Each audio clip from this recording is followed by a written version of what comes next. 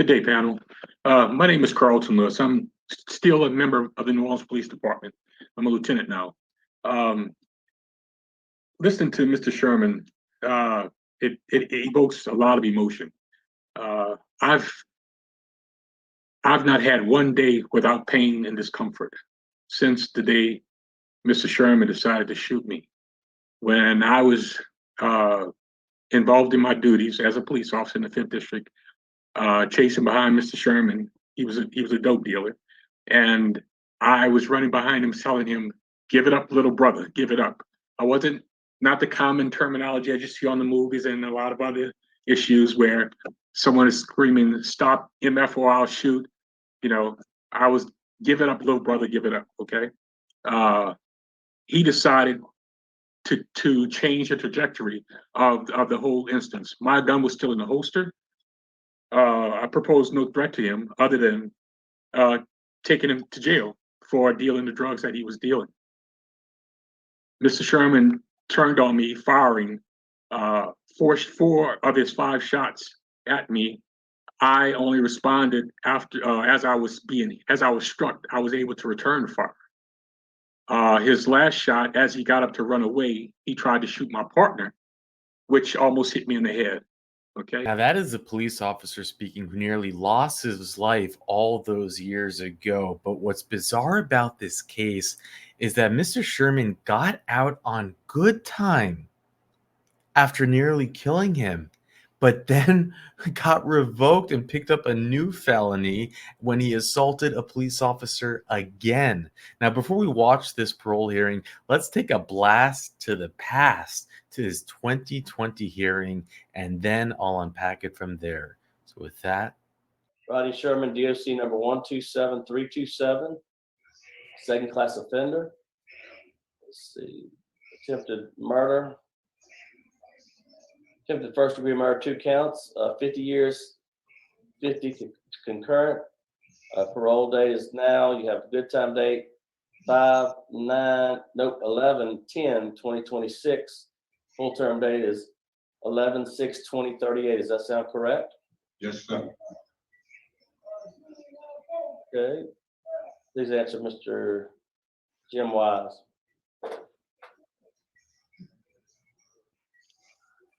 Yes, sir. Can you hear me? Yes, sir.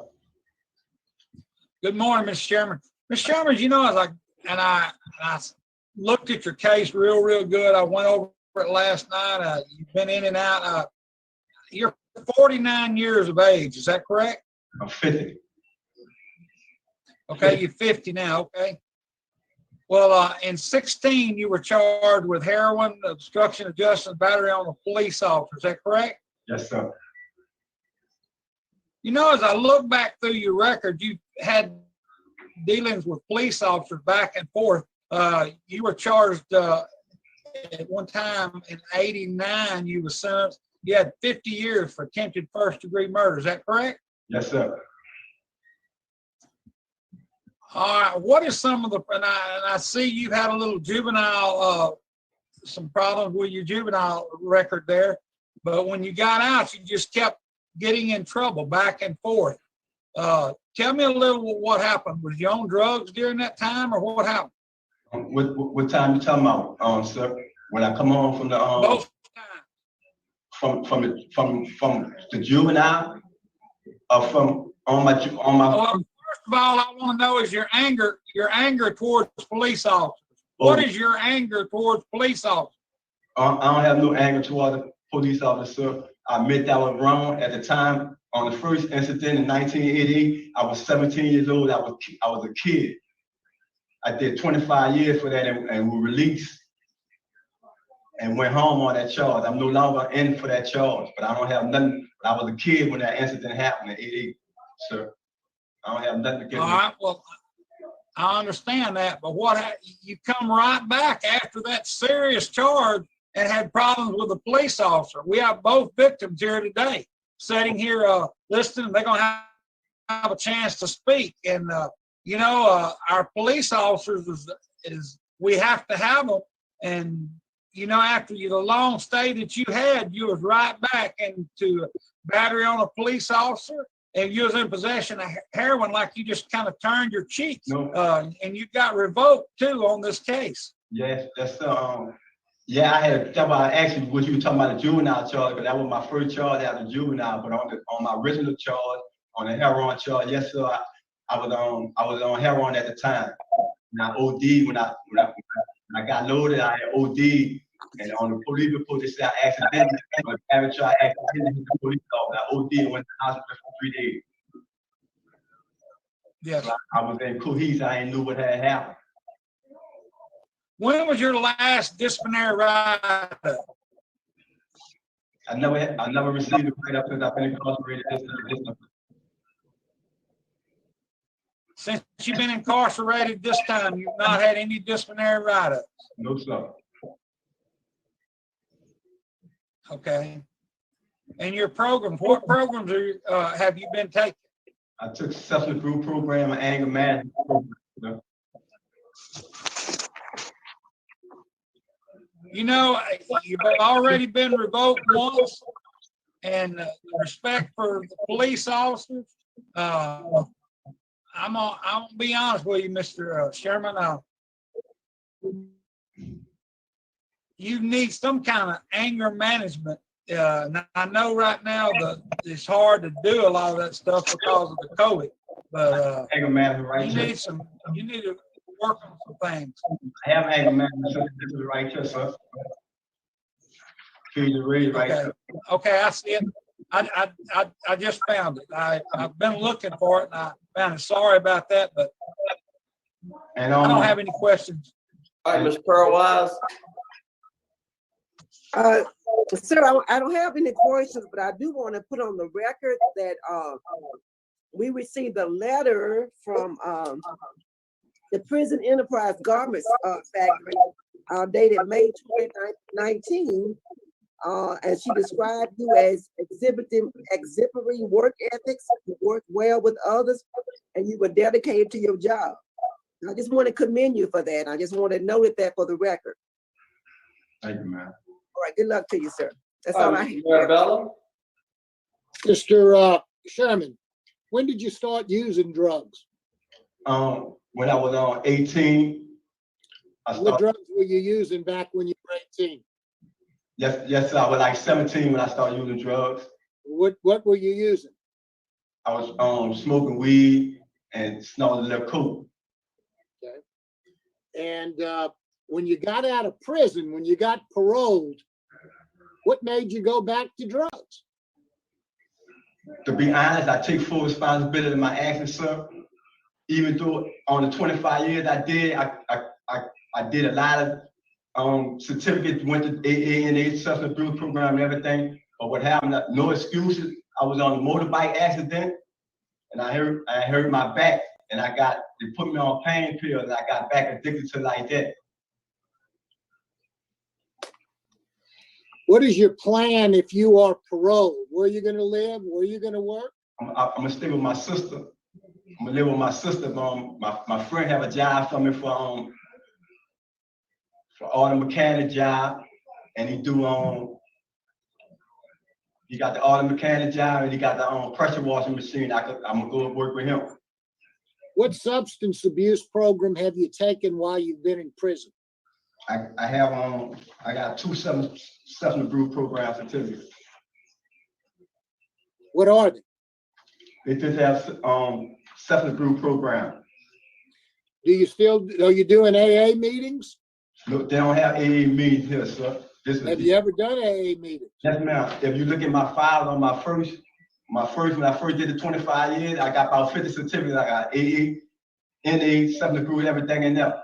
Were you doing AA meetings when you got out of prison or you got arrested again for the heroin? No, sir. I wasn't on the drugs then. I ain't went to none of them. Why weren't you going to AA meetings? Because I knew I had to go to them out there, sir. Well, what did you learn in the 25 years you were in prison and all of the programs that you took?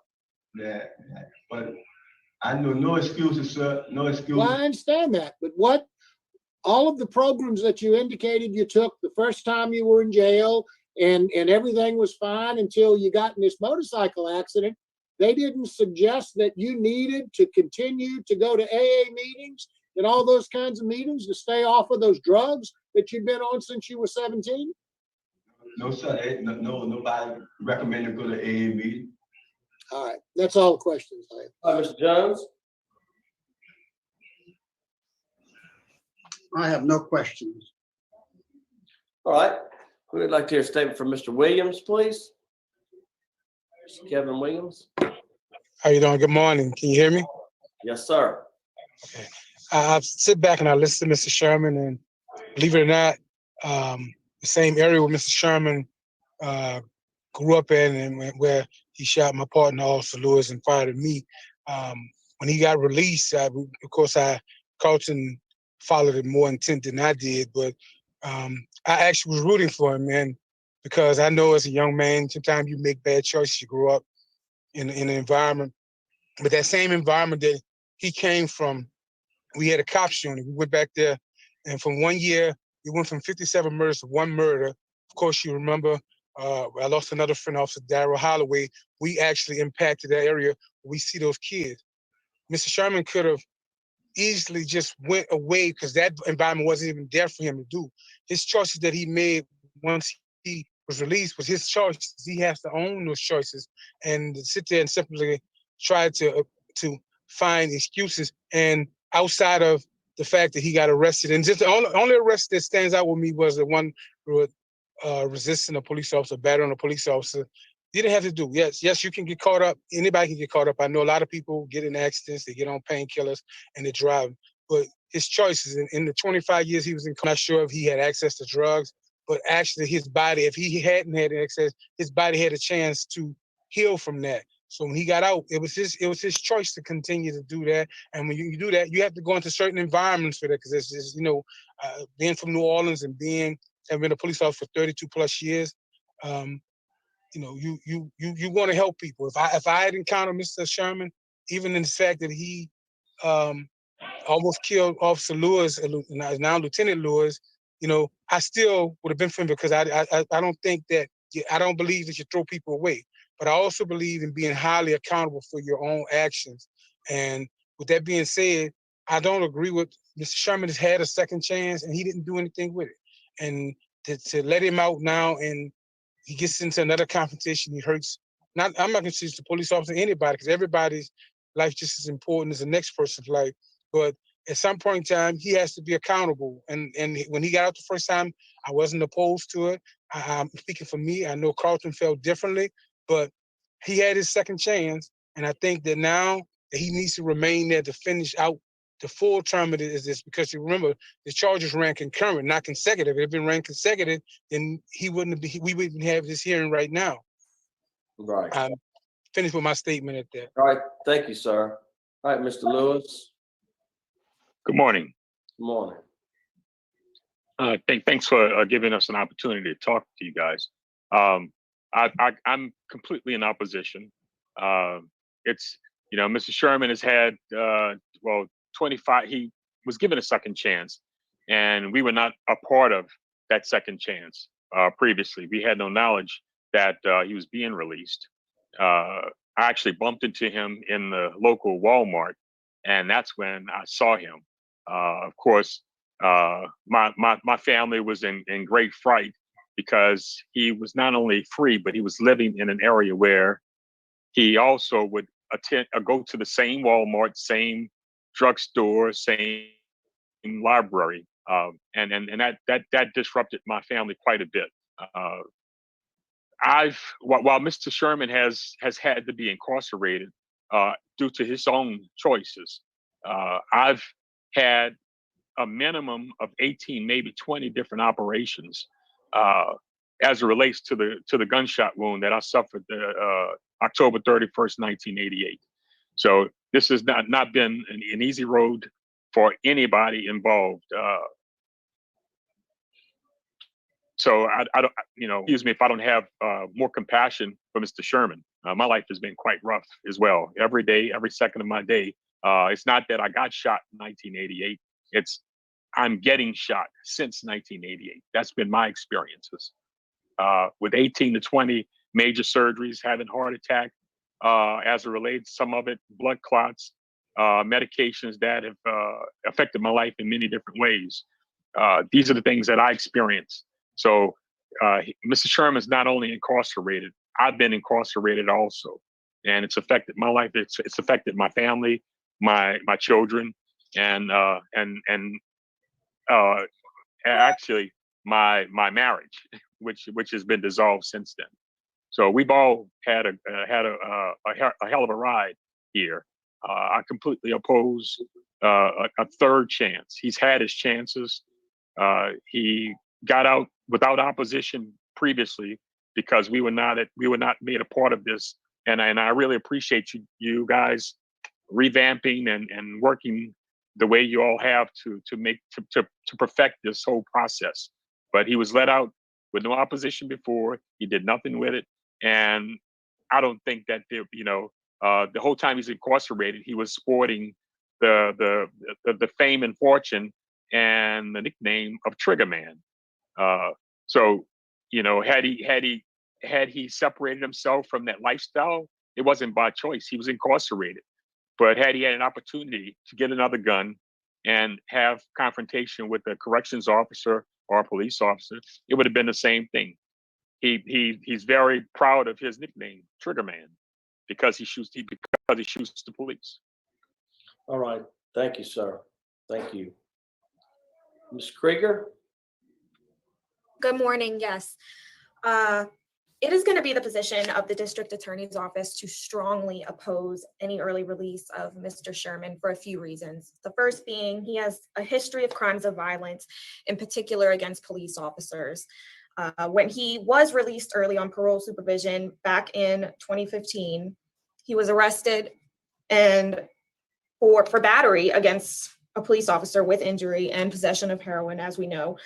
I don't think he has learned his lesson. I think he says he was a kid in 1988. He wasn't a kid in 2015. So I think that just speaks to the fact that he does not respect the parole process. And the most important reason that we are going to be opposing any early release is, we've already heard from Officer Lewis, he has permanently, irrevocably changed this man's life, his quality of life, and he would be in a completely different place today if this wouldn't have happened. I just think that for those reasons, we just cannot support any release, and that's going to be our reasons. All right, thank you. Ms. Sherman, would you like to make a statement on your behalf? That's right. Go ahead. Last month I tested positive for COVID-19. I was scared for my life because I'm 50 years old and I got a chronic illness, hepatitis C, cirrhosis of the liver. I realized I made a mistake. I just hope the board give me another opportunity. I know I could be a productive person in society again.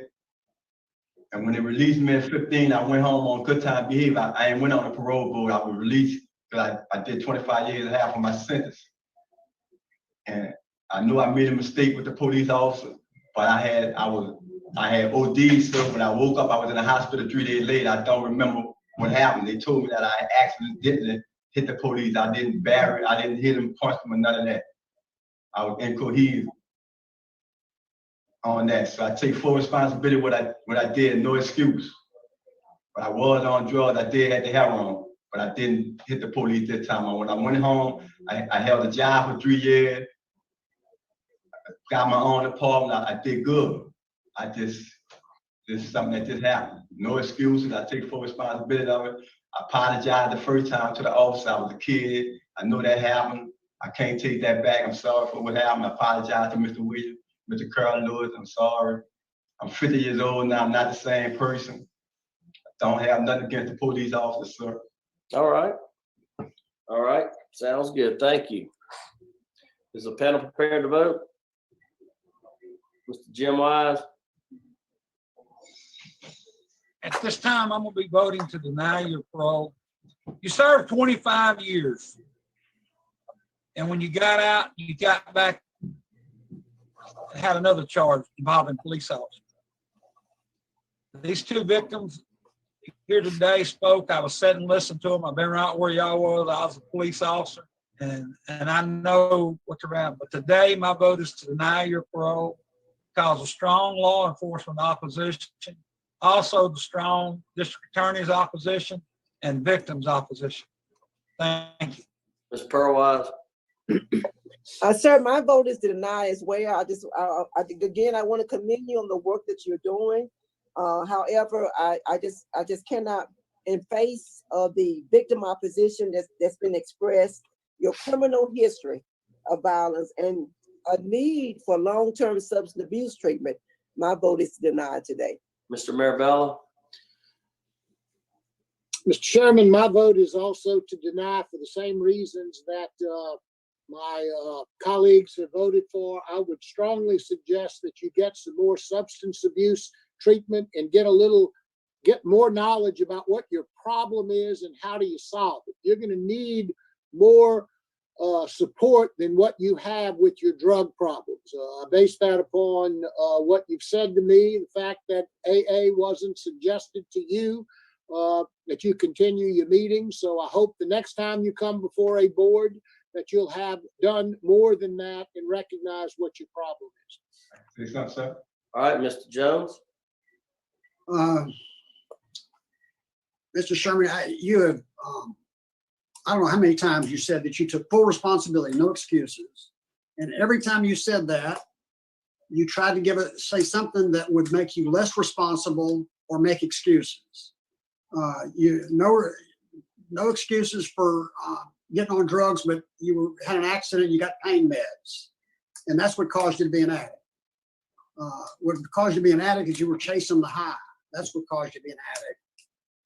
And then you were high on drugs, and that's why you shot Officer Lewis. And maybe you didn't say that exactly. That's sure what you meant. And it rang pretty hollow for me. Officer Lewis, I'm sorry I didn't get your rank. I'm sorry this happened to you. And as the old expression goes, fool me once, shame on you. Fool me twice, shame on me. You're not gonna get out on parole, at least this time around, given what you did last time. My vote is to deny. All right, yeah, 4 votes to deny. I'm also going to vote to deny your parole based on law enforcement opposition, victim opposition, moderate target score. You need more programming. 5 votes to deny your parole's been denied. Thank you. And we will close out at 11:06 at Riverbend Detention Center. Thank you. Thank you guys for all being here, part of the process. Thank you. Thank you.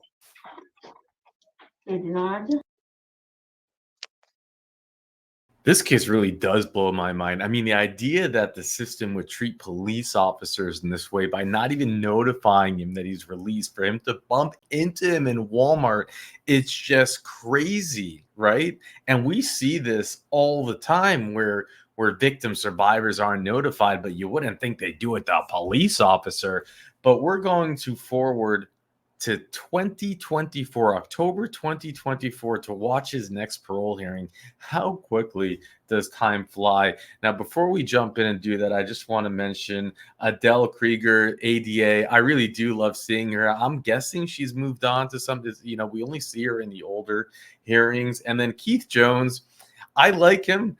Sometimes, he basically is like a mirror image of Mr. Marabella in some ways, but I always did. I liked him. I think he's a very kind man, and he does have a lot of good one-liners. Gym wise, pro wise, I can do without, and I do like my fair share of Mr. Marabella and Brendan Kelsey. No, thank you. I think he's decent at like leading things, and at the parole revocations, he's got like a sense of humor. But his only qualifications, if you can believe it or not, is being a physical therapist. That's his he's a physical therapist. Even while he was working on the parole board, he's a physical therapist. And for whatever reason, in the law of Louisiana, you're allowed to be some type of a doctor to qualify to be in the parole board, even if all it is a physical therapist. I can never get over that, and I don't like him in general. He's lacking empathy. But let's go fast forward to 2024 and see if there's anything different, and I'll elaborate more in the unpacking. So let's go. And we have Mr. Sherman, is that you? Yes, ma'am. You can hear me? Yes, I can. Do you have any staff in the room with you? Yes, ma'am. Like for her to introduce herself. Hi, I'm Cheryl Cook. I work in administrative here at the facility. All right, thank you for accommodating us today. Mr. Sherman, you're classified as a second felony offender. You're currently serving a 25-year, 5-month, 9-day sentence. You were sentenced initially May of 2016, attempted first-degree murder. You received a 25 sentence. You were released on good time. However, that was revoked in May of 2016. You have a new sentence in Jefferson Parish in October of 2016, possession of heroin, obstruction of justice, and battery of a police officer. You have a good time release date, which is May 14th, 2026. Is that information correct? Yes, ma'am. Yes, ma'am. All right. So, Mr. Sherman, take a minute. Tell us why were you revoked? You were afforded the opportunity for early release under good time, and you were revoked. You have new felony conviction. Why is that? And why do you think we ought to re-parole you today? I'd like to thank you. Thank y'all for giving me this opportunity today. I'm very aware of my past criminal history and my past. I offer no attempt to defend it. Each criminal act was wrong and affected many people. I have no excuses. What led me to prison today, I had a $10 bag of heroin. I was riding in my truck, the police pulled me over.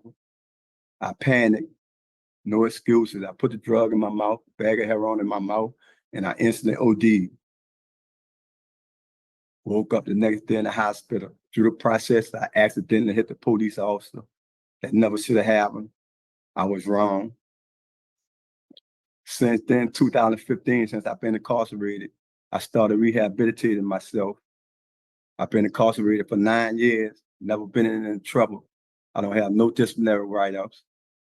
I participated in every rehabilitation program they had to offer me, such as substance abuse 1 and 2, anger management, parenting, kids and raise, living in balance 1 and 2. What I learned from the program is that I can't do it alone. First, I need a higher power. Secondly, the program works if only you apply. I've been applying it for the past 9 years. I feel like I could be a productive person in society again. I know I was wrong. I take full responsibility on what I did. No excuses. I have a family support system out there. I have someone might come talk for me. I don't know if they're up there yet or not. I have a job waiting on me. I feel like I could be a productive person in society again. That's it. Okay. All right. Thank you. We'll hear from Mr. Carlton Lewis. Sir, what would you like us to know? Good day, panel. My name is Carlton Lewis. I'm still a member of the New Orleans Police Department. I'm a lieutenant now. Listening to Mr. Sherman, it evokes a lot of emotion. I've not had one day without pain and discomfort since the day Mr. Sherman decided to shoot me. When I was involved in my duties as a police officer in the 5th District, chasing behind Mr. Sherman, he was a dope dealer, and I was running behind him, telling him, "Give it up, little brother, give it up." I wasn't, not the common terminology I just see on the movies and a lot of other issues where someone is screaming, "Stop, MF, or I'll shoot." You know, I was, "Give it up, little brother, give it up." Okay. He decided to change the trajectory of the whole instance. My gun was still in the holster. I proposed no threat to him other than taking him to jail for dealing the drugs that he was dealing. Mr. Sherman turned on me, firing four of his 5 shots at me. I only responded after, as I was struck, I was able to return fire. His last shot, as he got up to run away, he tried to shoot my partner, which almost hit me in the head. Okay. I coded during surgery that night. After I was, after I survived room 4 of Charity Hospital. The doctors didn't think that I was going to survive. I survived. Didn't think I was ever going to walk again because I went through a 3-month period of paralysis. Had a young daughter at the time, and that was the beginning of my ordeal. I could not walk again. Was told that I would never be able to walk again as a 23-year-old young man who had been the best of physical fitness, who was prior military, served in the United States Navy, attached to the Marine Corps, and that started my direction of turmoil. I've spent since October 31st, which is soon to be my anniversary of meeting Mr. Sherman. I've spent it's been nothing but pain and discomfort, chronic pain. I've had 18 to 20 surgeries since then, post gunshot wound surgeries. Eventually, it'll probably kill me. I'm in physical therapy as we speak now because as I get older and you lose muscle fitness, the shrapnel near my spine is moving. So eventually, it'll kill me. Mr. Sherman was sentenced to 2 50-year terms to run concurrently. I was sentenced to death that night, a slow death, and it eventually will kill me. My entire life has been changed. It's affected my family. It's affected my marriage. I'm now divorced. A couple of my kids are distant now, so it's changed me. It's something that I've had to. I've been working my way through it, through counseling, through medicine, through physical therapy, through surgeries. So it's an ordeal. It's a sentence. This is a sentence that he and I both, I feel, should continue to share. I'm not being given any grace on my sentencing, on my conviction. Why should he? Mr. Sherman was offered a second opportunity when he was let out, unbeknownst to me. I wasn't even informed of it by anybody in the Department of Justice, which was crazy which was insane because the charges were attempt first-degree murder of a police officer. You would think that somebody over there would have checked to see if either of these officers were still employed. I was not informed. My partner wasn't informed. I happened to see Mr. Sherman in Walmart. He didn't recognize me, but I recognized him immediately. I was with my 2 young children. That started a whole nother issue for me to learn that Mr. Sherman was now living close enough to me where I could be in the same Walmart, Walgreens, library, or anywhere else. And then, so I checked with parole board, parole and probation officers to find out that it in fact was him and where he was living. Then he moved even closer to where I was. Again, I had no control of any of that. So this is a perpetuation of a sentencing on me for just serving my community. Okay.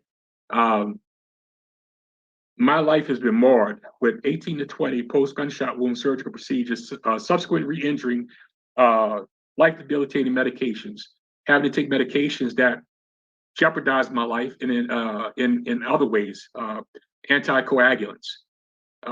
Think about me serving as a police officer, continuing serving as a police officer, or trying to live a life being on anticoagulants. That's torturous in itself because I'm always scared. I have that fear of always bleeding to death, not being able to stop a bleed. If I get into a simple head injury, I get into a rumble with someone on the street. If I fall, I could bleed to death.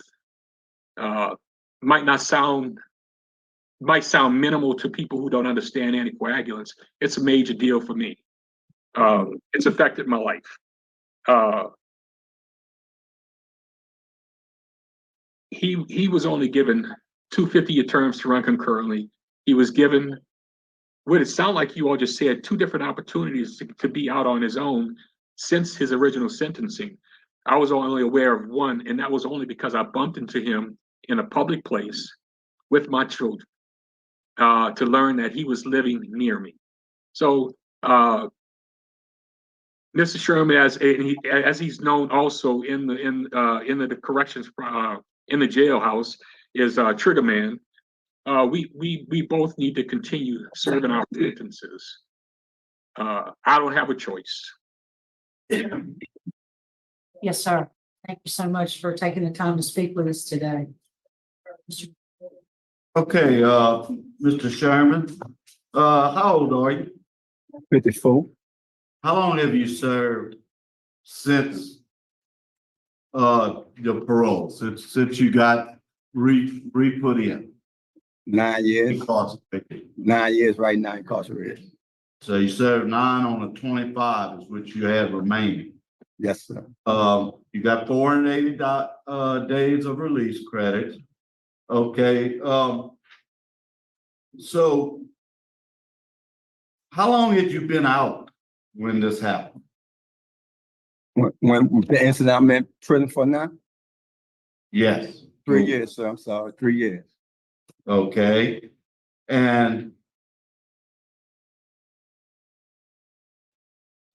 what kind of programs have you taken there to address your problem, your drug problem?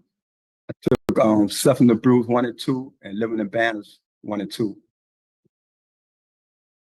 I see you were on supervision as a juvenile, but the supervision was revoked. Is that correct? No, sir. So as a juvenile, no, sir. I'm down.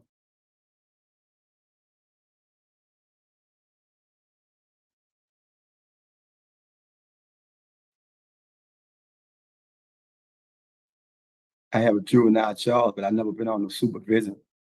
Juvenile, 1985, was arrested in New Orleans police for theft by shoplifting. He was found delinquent and sentenced to 6 months probation. During the period of probation, he was arrested on new charges and sentenced to the Department of Youth Services.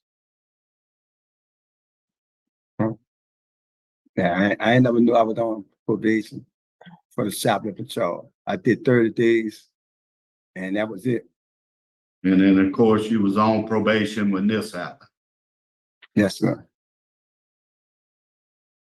Okay. You have opposition from the sheriff. Of course, you heard that we have strong opposition from the victim. You have opposition for Superintendent of Police, Ms. Ann Kirkpatrick, Chief Lawson of Gretna, and our Attorney General, Liz Morrell. Your family is unopposed. Your victims, Brian Rico had no comment. As I stated earlier, we heard from Mr. Lewis. Mr. Kevin Williams feels like that all the complications that Mr. Lewis has suffered, that wasn't enough time the first time, and that you got out and did this, and so it's definitely he's opposed. And why did you get that nickname, Trigger Man? That caught me too. Oh, sir, my mother named me that. I don't have no control of that. That don't define who I am. And I don't answer that no more. That was a childhood name, Trigger. All right. And I have no further questions.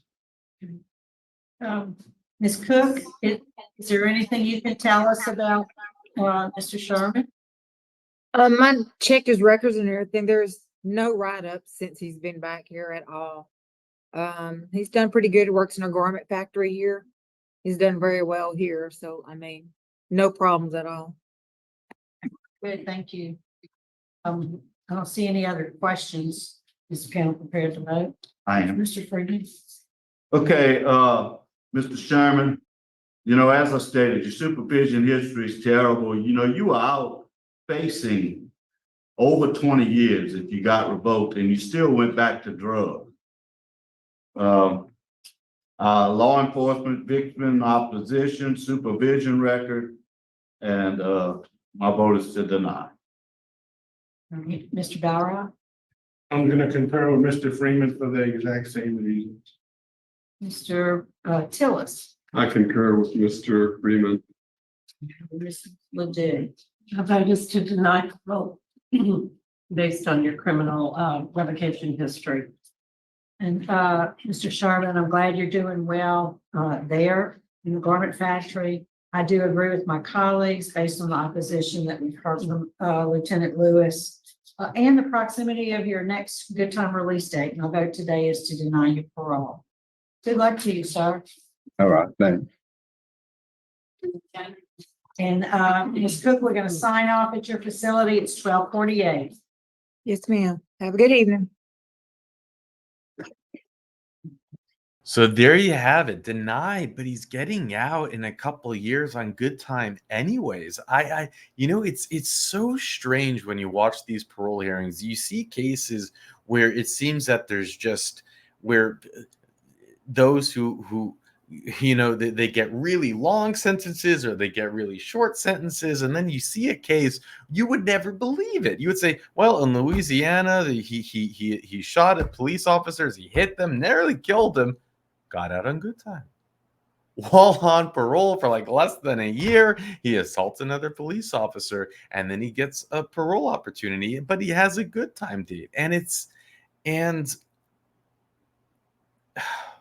The police officer, I think just the insult to injury really here is how the police officer wasn't even notified on his first good time date. He walked into a Walmart and saw the man that nearly killed him because no one would care to tell him. And it's just like, wow. And we hear about this quite often in these parole hearings where survivors, victims of the family come on and they say, I was never notified about the prior parole hearing, or after a commutation grant and then a parole hearing, I was never notified about the commutation hearing.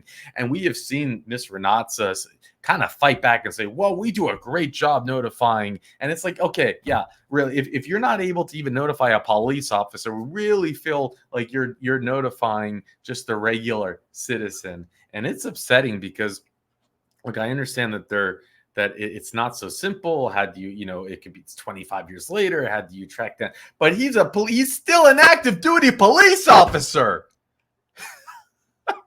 It wouldn't have been hard. No, that's just pure laziness. And if it's happening here to a police officer, a lieutenant who's still, on active duty, then you can only imagine how much is happening, and we're just not hearing about it to the everyday victim. Oof. With all of the treasury and resources that you have, you can afford to hire one person that is just designated to make sure that they are support for the victims, because there are so many of them. But no. That just probably wouldn't get you any votes, really. It's just a small minority of the population. Who really cares, right? It's not going to be a headline.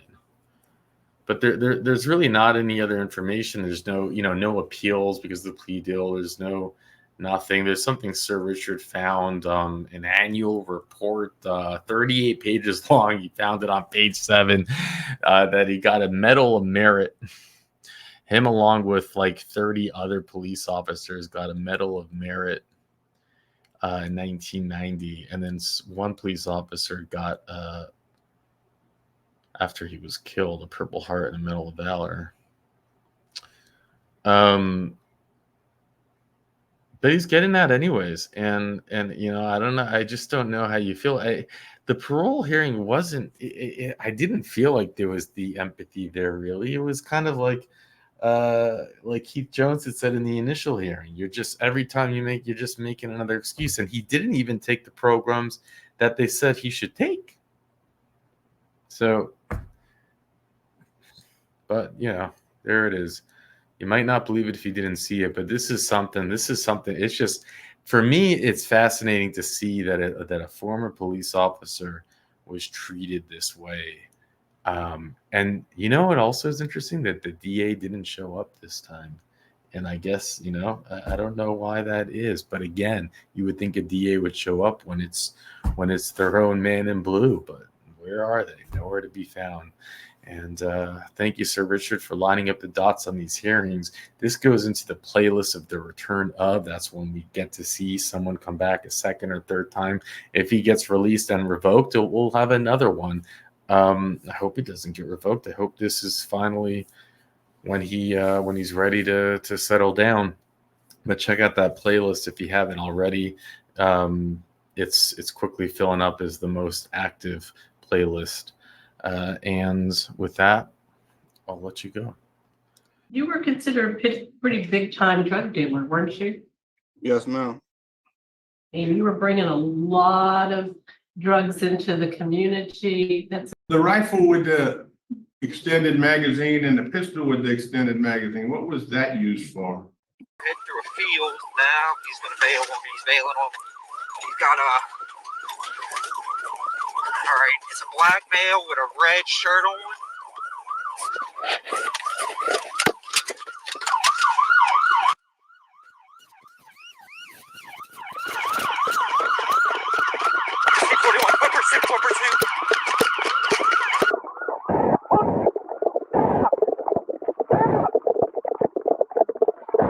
Already running into a house. The troopers lost track of Byron, but did a quick search of his truck. And in the search of the truck, the trooper located approximately 4 ounces of heroin, valued at $28,600, approximately 1/4 ounce of fentanyl powder, 74 hydrocodone pills, 1 ounce of marijuana, and $4,727 in U.S. currency. And also, a loaded handgun was found in the vehicle.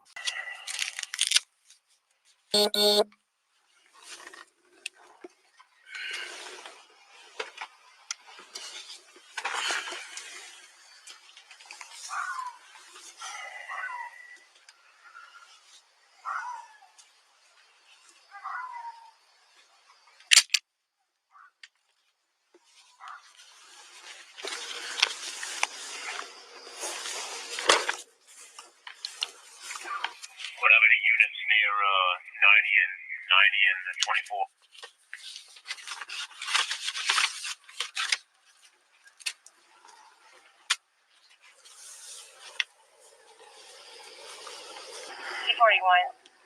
Copy, fire on.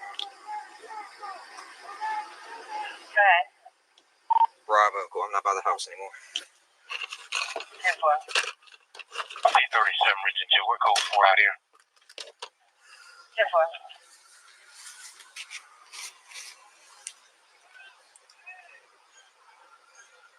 Shit. C-54 Region 2. C-54. I want to contact narcotics and get them out here. Got a large sum of cash, a lot of narcotics in this vehicle. Byron was positively identified as the driver, and the state troopers obtained a warrant for his arrest. The next day, on May 6, 2018, Byron was arrested by the Homer Police Department on unrelated narcotics charges. Byron was charged with 2 counts of possession with intent to distribute, possession of marijuana, possession of a firearm by a convicted felon, possession of a firearm in the presence of narcotics, transactions involving drug proceeds, aggravated fight from an officer, and reckless operation of a vehicle. And 4 years later, we're going to watch the parole hearing of this big time dealer. And I want to give a big shout out to State Boys Louisiana YouTube channel. I'm going to leave a link in the description for the channel below if you want to check out the entire 13-minute and 8-second body cam footage of this arrest. And of course, a big shout out to Sir Richard for remembering somehow that he saw this body cam footage, okay, of this man who has a different name because there's an alias. So it wasn't a Google search. Sir Richard actually saw this footage a year ago and connected the dots. So that's a different kind of brain for you. Anyways, let's watch this parole hearing and I'll unpack it at the end. Hello, my name is Byron William Nevis. My DOC number is 006277 00620277. That's what I got. Okay, good. Thank you. Let me acknowledge, Mr. Navis, those people who have joined us today. Well, first we have counsel. I'd like to ask your counsel to introduce himself for the record. Thank you. Good morning. Roger Jordan for Brian Nevis, who's present on Zoom. And thank you for the parole hearing today. Sir, and Mr. Jordan, after we hear from everybody that wishes to speak, we'll ask you to close it out for us. Is that okay? Yes, ma'am. A statement you'd like to make. Yes, ma'am. Thank you. We have Trina Tyler, Tiara Tyler, Raven Nevis, Jasmine Nevis, and Latoya Nevis. And Miss Latoya and Miss Trina want to speak, and at the appropriate time, we'll call on them to do so. First of all, Mr. Nevis, your case has been assigned to Mrs. Ledoux, but before we start our interview questions, we'd like to hear from you first. What led you to jail? Why are you in jail? And why do you think we ought to grant you parole today? Yes, ma'am. First of all, I would like to thank all 5 members of this board for granting me and giving me this opportunity to be here. And I just like to say the man I was before I stepped in them doors, I changed. I'm a changed man. I know I had to do that to change for my family, for my kids most of all, but I had to do it for myself to change for them. You know, I had to discipline myself and come a long way with all these 5 years. You know, it broke me down, but it built me back up at the same time. And I'm very thankful for that. Because without this situation, I probably ain't no telling where I'd be. I'd probably be dead or anything. So I'm very thankful for this situation and the experience that I learned to become a better man and changed man from what I was before and to who I am now. And you know, I've been working. I started out as a deckhand. Now I'm an engineer. So with that experience, you know, I come a long way within the multi-tags. So my task is, you know, is just to take care of the engine room up on my vessel and to train other deckhands as they come along too. So, and I just like, you know, I just like to show when I do get granted parole, I like to show society, you know, that I'm capable to live in society and around, you know, other people that I'm able to do this. And I know I'm more than able, and I'm proud to say that I'm able. I came a long way and I disciplined myself a lot. And I like to thank y'all for this. All right, and let me just read some identifiers into the record, Mr. Nevis.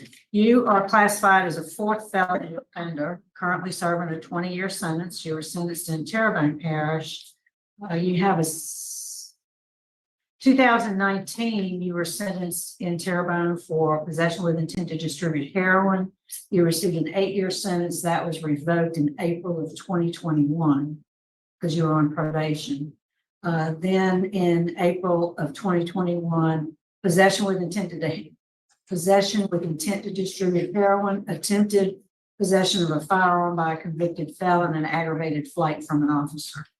Yes, ma'am. Parole eligibility date, August 11, 2024, and your good time mandatory release date is August 16, 2025. So that's yes, ma'am, that is correct. okay, good, thank you. So before we start with our interview, we'd like to hear from your supporters. Could we first hear from Latoya Nevis?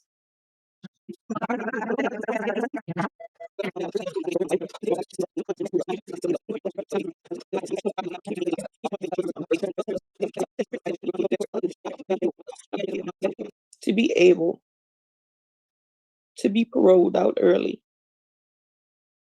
Yes, ma'am. Thank you, Ms. Tyler. We appreciate you. Sharon. Ms. Ledoux.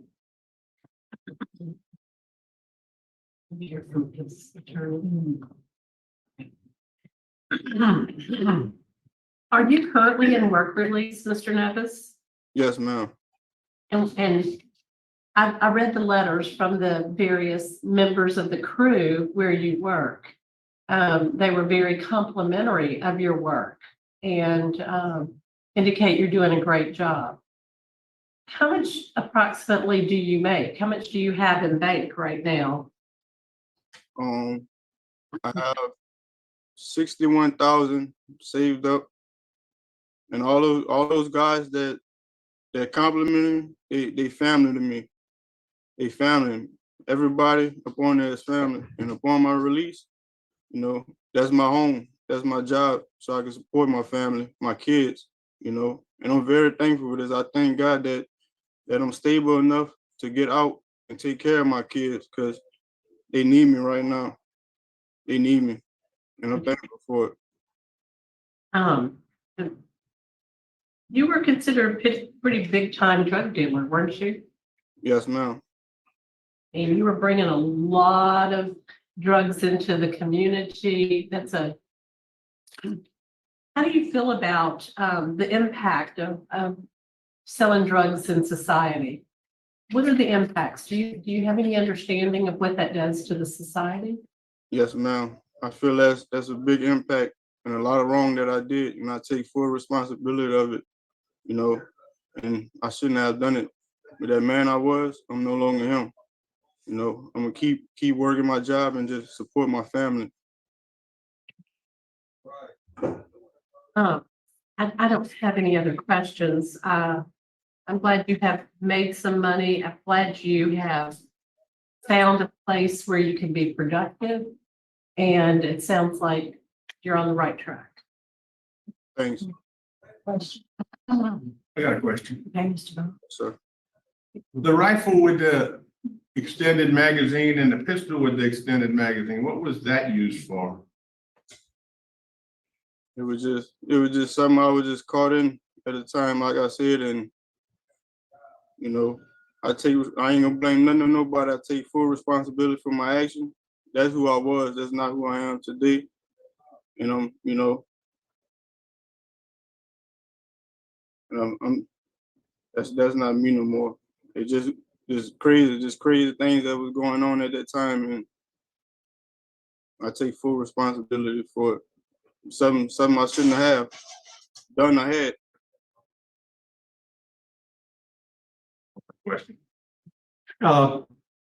Mr. Byron, were you using drugs?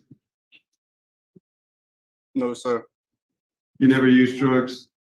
No, sir. You were just selling them? Yes, sir. I heard you say earlier you were a changed person. And I have in my mind there, if you change, you have to not look like a drug dealer. You know, a certain way drug dealers look. Yes, sir. I've seen how some drug dealers look. So when you change, and if you change, and especially for your kids, you have kids? How many kids do you have? Yes, I have 5 kids. 5 kids? Yes, sir.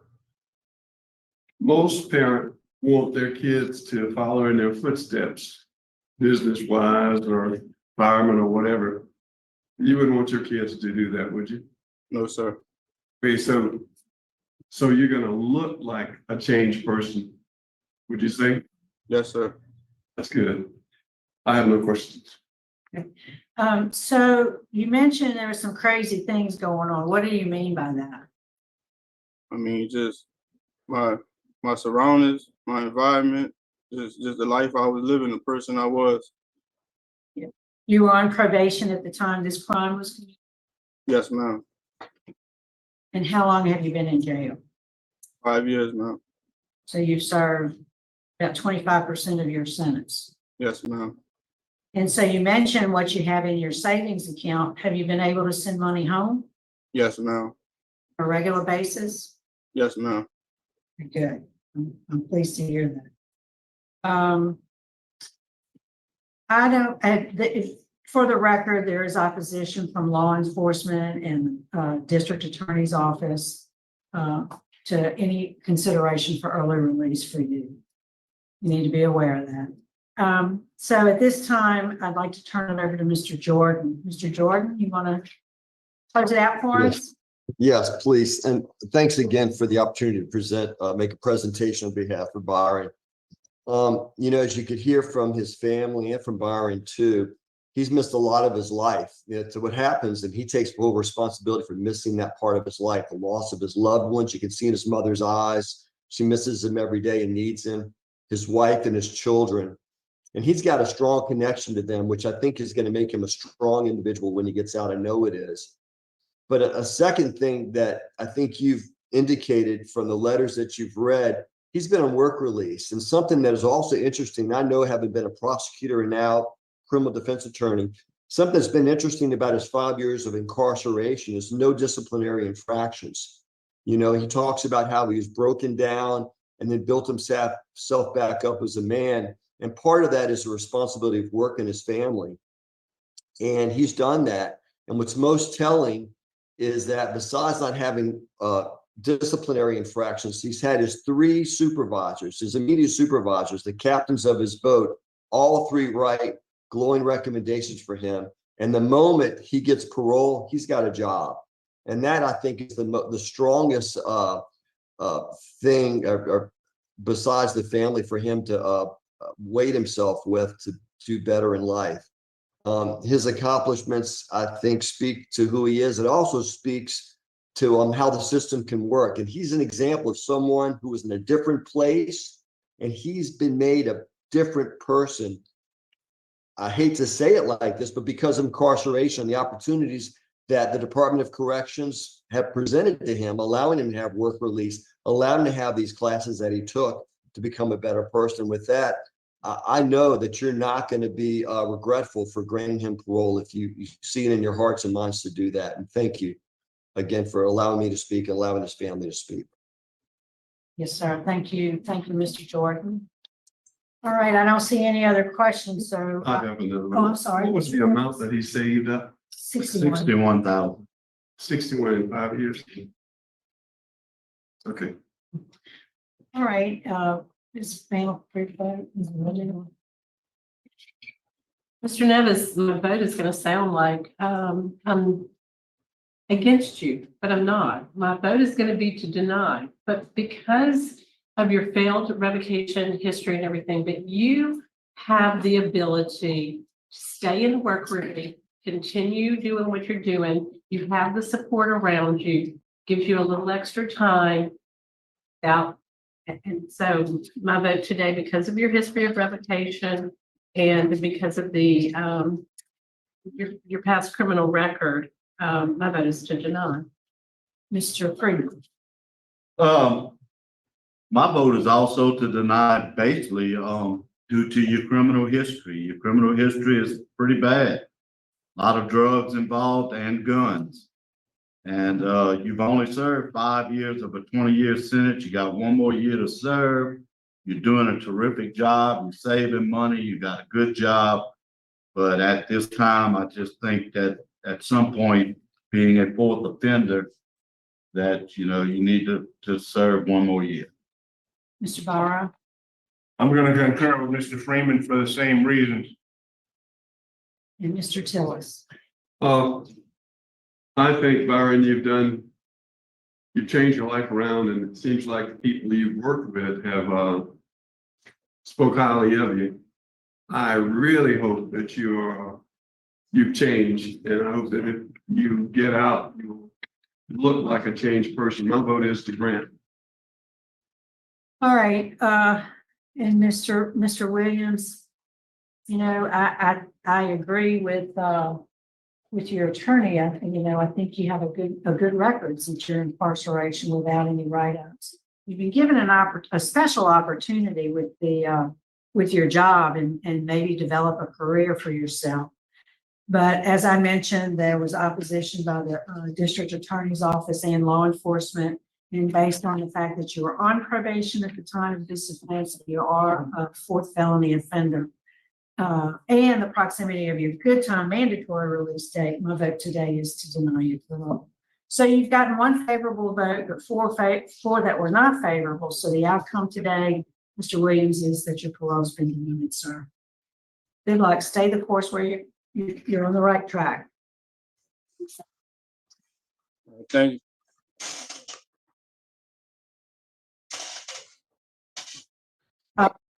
That concludes our business in LaFouche. We're going to sign off at 11:21. I'll tell you what, the truth in sentencing, that's all about this case. This man has such a long record. He's a fentanyl dealer. You know how I feel about, how I think all of us feel about fentanyl dealers, but he's got a long, like a rap sheet. I mean, he was accused of shooting his wife's brother in 2015, and he's like out on bond after this, and then he only has to serve 5 years. And it's funny, listen, I fast forwarded it, and I said family is going to be family, but the way that they were upset that he was denied, he's getting out in a year, and he's working. He's I'm not sure what his job is. I'm guessing it's on a boat or an oil rig or something, but he has $60,000 to the bank from working while in prison. What the hell did we just watch? Sometimes you see these things and you're just like, are you kidding me? How many of you watching this kind of could wish that you can get locked up and walk away with 60 grand in the bank? Now, work release, it's not, it's not as well, I shouldn't say as glorious as it has, but I did, I've done a few hearings on this, and I'm not going to do it now, but I've, gone into the weeds on it. And the way, work release works is a pretty large chunk of the salary is paid to the jail for the housing. It's really a money-making scheme. And so, you are paying for your room and board when you're jailing. So it's less money on the taxpayer, I suppose. And I think work release is a wonderful program, as long as it's not taken away from jobs from unincarcerated. My understanding that it's not, and it's a good way to to get to become a productive member of society. So when you get out of prison, you don't need to go back to dealing. But this man, with his long record, and including, I mean, let's just go over this one. Sir Richard found in 2015, deputies are looking for a man accused of shooting his wife's brother during Mardi Gras. Is wanted in connection with the shooting. The victim injuries are not considered life-threatening. His name was not released. The shooting happened in Mobile East around 2:30 p.m. He's currently separated. Got into the argument. He added the woman's brother showed up to help his sister. According to Larpenter, the two men got into the fight, and people around the time jumped in to break up. Larpenter said that the two could be separated, but the brother was shot in the stomach. And I guess this is just being accused of it. He was never charged with it. So, what can you do, right? I mean, he's obviously, I guess they assume he didn't do anything.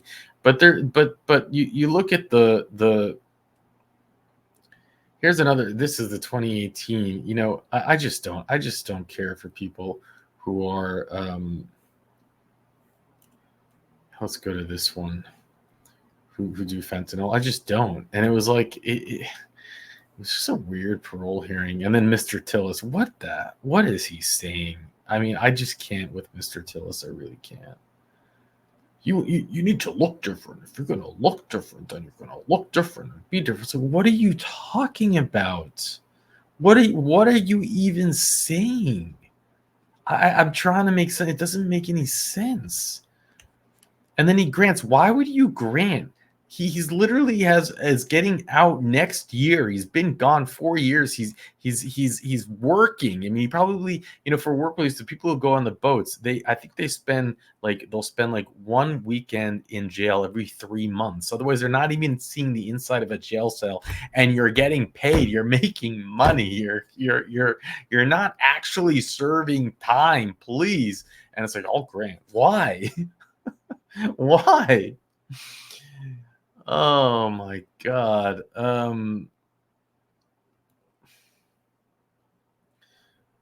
Arrested for narcotics, search you $30,000. Police say committed a traffic violation. He was traveling south. Okay, so this is the video body cam that we saw. And again, if you want to see the full body cam footage, click the link below and you can watch it.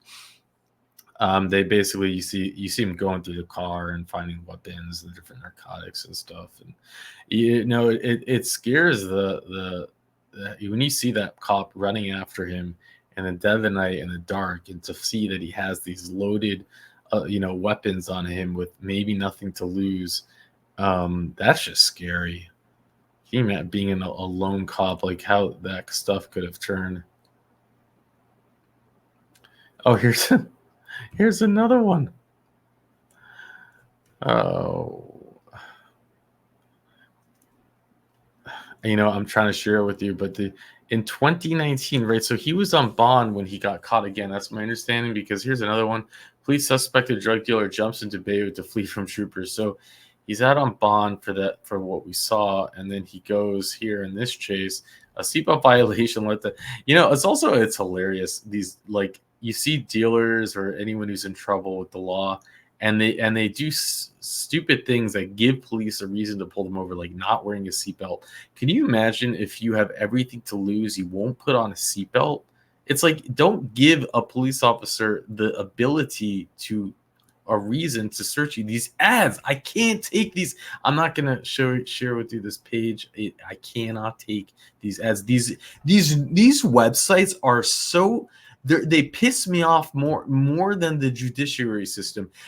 I'm trying to click on this website and I can't. So many pop-ups. It's unreadable. They're so, how. It's not. There's a reason there's a reason you're failing. If I can't successfully read that, I'm still trying to read it and I can't because of the pop-ups. I'm not even going to try. I'm not going to read you. You get the point. Here's a lot of arrests. And that's it. I'm done. You know, like, again, I'm a fentanyl dealer. With that, I'll let you go. Let me get your opinion on this. Come see.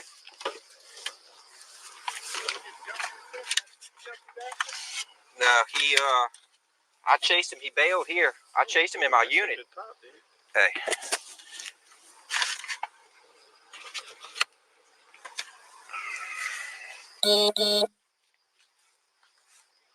That looks like heroin. 2-0. Come on, yeah. Hey. Oh, yeah. Where you started? We need narcotics. Yeah, which was up there? 57?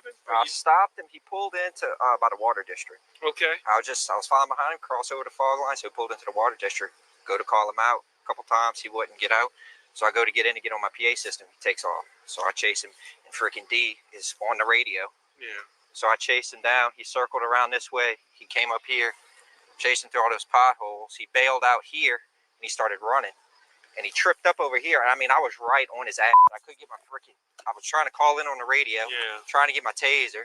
He came around, and as soon as he came around, that front door was freaking open to that house. So he ran in it. That door wouldn't have been open, I'd have had him. Mr. Sherman was offered a second opportunity when he was let out, unbeknownst to me. I wasn't even informed of it by anybody in the Department of Justice, which was crazy which was insane, because the charges were attempt first-degree murder of a police officer. You would think that somebody over there would have checked to see if either of these officers were still employed. I was not informed. My partner wasn't informed. I happened to see Mr. Sherman in Walmart. He didn't recognize me, but I recognized him immediately. I was with my 2 young children. That started a whole nother issue for me, to learn that Mr. Sherman was now living close enough to me where I could be in the same Walmart, Walgreens, library, or anywhere else. And then, so I checked with parole board, parole and probation officers, to find out that it in fact was him, and where he was living. Then he moved even closer to where I was. Again, I had no control of any of that. So this is a perpetuation of a sentencing on me.